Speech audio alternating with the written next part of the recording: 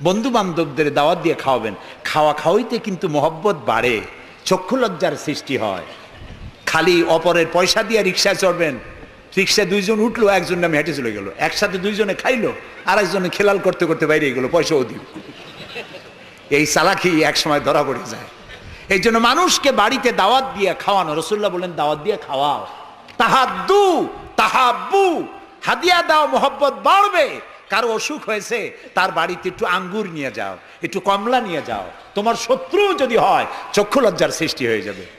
কান্নাহু ওয়ালিয়ুন হামিম, দেখা যাবে সে চরম দুশমন ছিল, সে তোমার বন্ধু হয়ে গেছে। সুবহানাল্লাহ বলেন না। ওয়াসাল্লু আন-নাসু বিন-নিয়াম। আর 3 নম্বরে, মানুষ যখন ঘুমায় থাকে তখন তুমি নামাজ পড়িও। কোন সময় কোন তো? ও, তাও তো আপনারা জানেন, মধ্যরাতের পরে যখন মানুষেরা ঘুমায় থাকে তখন তুমি নামাজ পড়িও। এই রাত্রে কেন? কারণ মানুষের কাছে সব থেকে বড় ভালোবাসার সত্তাকে বলেন আল্লাহ, তারপরে আল্লাহ রাসূল। এখন যাকে ভালোবাসি তার সাথে তো প্রেম করতে হবে। প্রেম কি নোটিশ দেওয়া হয়? SMS করে আজকাল হয়। কিন্তু ভালোবাসা বিজ্ঞাপন দিয়ে হয় না, মাইকিং করে হয় না। ভালোবাসা হয় কিসে কন্ত? প্রেম কিসে হয়? লজ্জা করে বলতে, করছেন তো এক সময়। গভীরে, রাতে, অন্ধকারে, একাকিত্বে ভালোবাসা হয়। তো মানুষের সবচাইতে প্রিয় হচ্ছেন আল্লাহ তাআলা, প্রিয়তম। এর থেকে প্রিয় আর মুসলমানদের জন্য কেউ হইতে পারে না।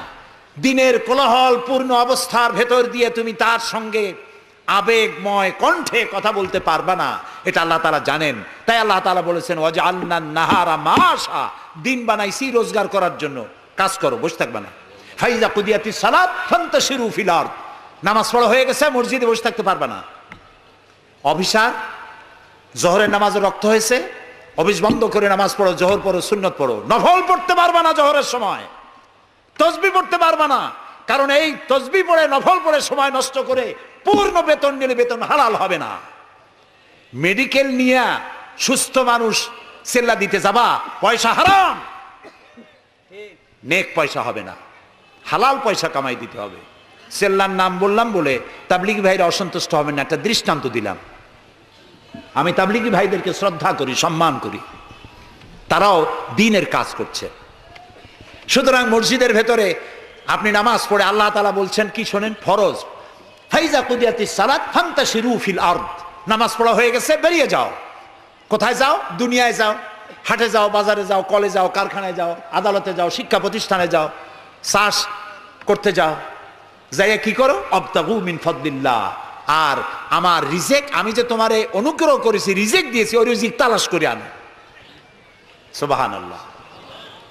প্রিয় ভাই সব, হযরত ওমর রাদিয়াল্লাহু তাআলা আনহু মসজিদের ভিতরে দেখলেন কিছু লোক বসা, জোহরে দেখলেন, আসরে দেখলেন, মাগরিবে দেখলেন, এশায় দেখলেন। পরের দিন ফজরের সময় সেই একই জায়গায় কয়েকটা লোক, একই লোক দেখে জিজ্ঞেস করলেন তোমরা কারা?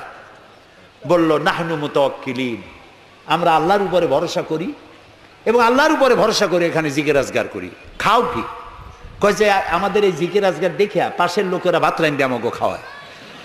রাসূলুল্লাহ বললেন তোমরা তো মুতাওয়াক্কিলুন, তোমরা তো অন্যের উপরে নির্ভরশীল, আল্লাহর উপরে তো নির্ভরশীল তোমরা নও।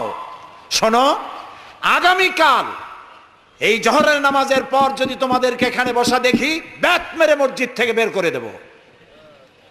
মসজিদে নির্দিষ্ট সময় নামাজ পড়তে আসবে, বাকি সময় কাজ করতে হবে মানুষের জন্য, নিজের জন্য, জনগণের জন্য, রাষ্ট্রের জন্য। এর নাম ইসলাম। এর নাম কি?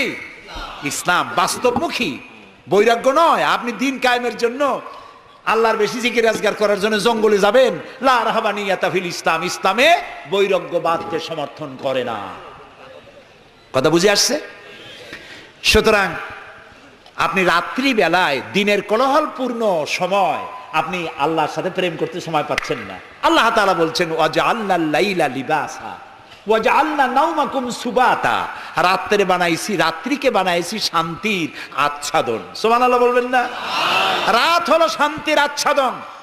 তীর্যক রৌদ্রের তীব্র প্রখারকে বন্ধ করে দিয়ে রাতের একটি অন্ধকারের চাদর দিয়ে, কালো চাদর দিয়ে পৃথিবীটাকে ঢেকে দিলাম।